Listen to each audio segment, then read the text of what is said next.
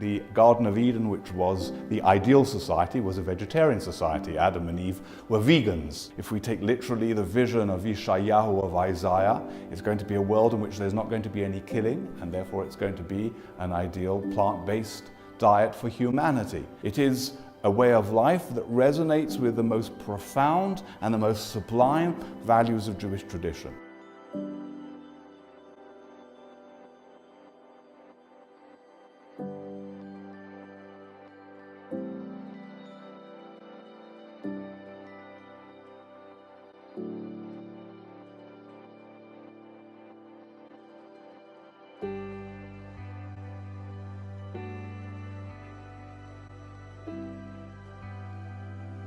In the beginning, God says to the first people on earth, you see the seeds that are growing out of the ground, you see the beautiful, delicious fruits that are growing on the trees, these you may eat, period. God's dream really was Genesis, right, where clearly Adam is, right, the first human being. So look, you eat all the grass, but there's no mention that animals are eating animals or humans are eating animals and so on.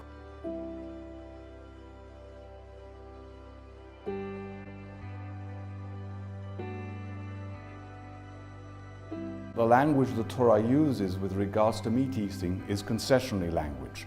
If your heart's lust to eat meat, then this is the way to do it. Lust is not a terribly positive concept. God hopes that we, on our own, will evolve to a point where we will realize that we no longer want to participate in this lustful behavior. Today there is therefore no longer any justification in killing animals in order to provide for our own nutrition and sustenance, which we can get today far better from other sources, because today there are other problems that relate to the Torah's injunctions concerning health. We are obliged to protect our health. This itself is a mitzvah.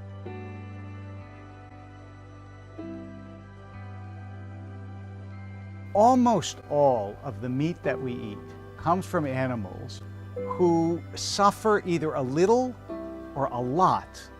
And tsar ba'alei chayim, not causing pain to another living creature, is a central principle of the Jewish tradition.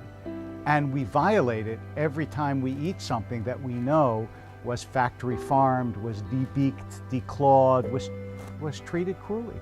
And if we're ingesting that suffering, that pain, that horror, that what I've eaten, which becomes me, who I am, how can I possibly be at peace with myself? It's not a new idea that animals have feelings, right? That is a Torah idea, that mother birds care for their young, that it's cruel to cook a kid in the milk that it should be drinking from its mother, that it's cruel to tear a limb from a living animal, that it's cruel to make an animal wait to eat when they see you eating because they might think, I'm not going to be fed. The animal is not kosher just because it dies as a kosher animal. It should be kosher because it also lives a life that is a kosher life, that doesn't have any suffering in it. And modern day meat farms just don't live up to that standard. If you understand it in that way, you need to understand veganism or a plant-based diet as the new kashrut. That is kashrut for the 21st century. Any other form of kashrut is problematic, highly problematic. So if you really want to be true to both the letter of the law and the spirit of the law of what kashrut is all about, then you should lead a life that is based on a plant-based diet.